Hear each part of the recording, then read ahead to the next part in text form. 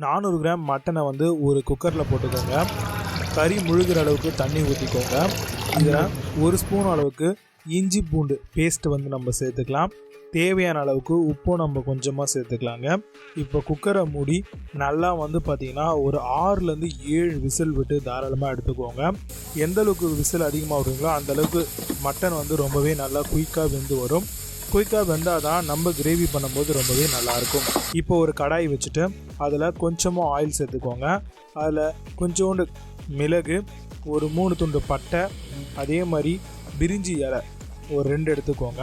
ஒரு கை நிறைய நம்ம சோம்பு சேர்த்துட்டு இப்போது அதில் வந்து பார்த்திங்கன்னா நம்ம ஒரு 3 வெங்காயத்தை சின்ன வாக்கில் நறுக்கி இருக்கோம், அதையும் வந்து நம்ம கூடவே சேர்த்துக்கலாம். சேர்த்துட்டு எல்லாத்தையுமே வந்து நல்லா வதக்கி விட்டுருங்க. எல்லாம் நல்லா வதங்கி வரும்போது இஞ்சி பூண்டு பேஸ்ட் வந்து பார்த்திங்கன்னா ஒரு 2 டேபிள் ஸ்பூன் அளவுக்கு இருக்கிற மாதிரி போட்டு நல்லா இந்த அளவுக்கு வந்து ப்ரௌனாக வதக்கிக்குங்க. வதங்கினதுக்கப்புறம் 2 தக்காளி சின்னதாக நம்ம நறுக்கி வச்சுருக்கோம், அதையும் வந்து இது கூடவே நம்ம சேர்த்துக்கலாம். சேர்த்துட்டு எல்லாத்தையுமே வந்து நல்லா வதக்கி விட்டுருங்க.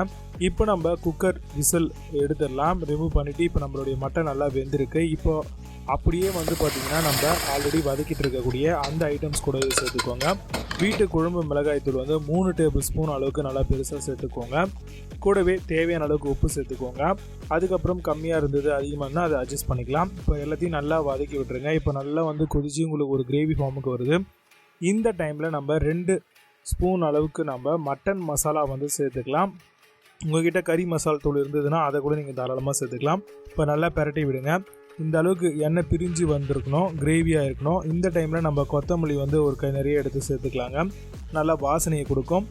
இதை போட்டு நல்லா வந்து ஒரு மிக்ஸ் கொடுத்துட்டு கொஞ்ச நேரம் வெயிட் பண்ணிங்கன்னா உங்களுக்கு கொத்தமல்லி இருக்கிற இடமே தெரியாத அளவுக்கு இருக்கும். இந்த டைமில் 1 ஸ்பூன் அளவுக்கு பெப்பர் தூள் நம்ம கொஞ்சம் சேர்த்துக்கலாம். இன்னும் நல்லா வாசனையாகவும் டேஸ்ட்டாகவும் இருக்கும்.